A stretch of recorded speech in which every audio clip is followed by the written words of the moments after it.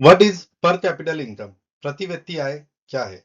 तो प्रति व्यक्ति आय किसी देश में एक वर्ष के दौरान अर्जित कुल आय को उस देश की कुल जनसंख्या से विभाजित करके प्राप्त की जाती है। अर्थात किसी देश की जो टोटल नेशनल इनकम होती है उसे टोटल पॉपुलेशन से डिवाइड करने के बाद जो प्राप्त होता है वह प्रति व्यक्ति आय होता है। इसका एग्जाम्पल के माध्यम से समझते हैं। अगर किसी देश की आय 100 लाख करोड़ रुपए है और उस देश की जनसंख्या 100 करोड़ है, तो हम 100 लाख करोड़ को 100 करोड़ से जब विभाजित करेंगे तो हम पाएंगे कि 1 लाख रुपए आया है। ये 1 लाख रुपए वहां के लोगों की प्रति व्यक्ति आय है। प्रति व्यक्ति आय की कुछ इंपॉर्टेंस है और कुछ लिमिटेशन है। इससे इंपॉर्टेंस ये है कि लोगों के एवरेज लाइफस्टाइल को बताता है। यह देशों के आर्थिक विकास की तुलना में उपयोगित होता है। जैसे कि इस स्टेटमेंट को हम एक एग्जाम्पल के माध्यम से समझते हैं। जैसे आईएमएफ ने बताया है कि उसका प्रोजेक्शन है 2026 का जीडीपी के हिसाब से कि इंडिया की जो जीडीपी है वो 2026 की अनुमानित जीडीपी जो है वो 4.1 ट्रिलियन डॉलर है। वहीं बांग्लादेश की जो जीडीपी है अनुमानित जीडीपी है 2026 की आईएमएफ के अनुसार वो 510 बिलियन है।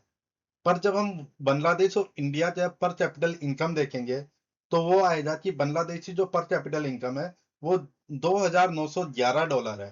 पर इंडिया की जो पर कैपिटल इनकम है वो है 2813। तो ये दो देशों के आर्थिक विकास से बीच से अंतर तो बता रहे हैं कि उन दोनों देशों के बीच में कितना डिफरेंस है लोगों के एवरेज लाइफस्टाइल के अंदर। ठीक है। तीसरी जो इसकी इंपॉर्टेंस है ये है कि ये एचडीआई यानी ह्यूमन डेवलपमेंट इंडेक्स जैसे और भी डेवलपमेंट रिपोर्ट्स होते हैं उनमें उपयोग किया जाता है। इसकी नेक्स्ट जो मेन इंपॉर्टेंस है ये पॉलिसी मेकिंग की में जो है गवर्नमेंट के लिए बहुत सहायता प्रदान करता है। इसकी लिमिटेशन से है ये आय के समान वितरण तो नहीं दर्शाता। मतलब इसमें आय का जो होता है ना सब लोगों को एक समान इनकम है। जैसे हमने प्रीवियस एग्जांपल लिया था उसके अंदर 1 लाख रुपए हर किसी व्यक्ति की प्रति व्यक्ति आय थी। पर क्या अंबानी की आय यानी अंबानी की इनकम और मेरी इनकम दोनों की इनकम 1 लाख रुपए है? तो नहीं। मेरी इनकम 1 लाख से थोड़ी ज्यादा है और अंबानी की इनकम करोड़ों में है। तो ये इसकी एक सीमाएं है, ये लिमिटेशन है कि ये समान वितरण को नहीं दर्शाता। उसी तरह ये अमीर और गरीब के बीच का अंतर भी नहीं बताता।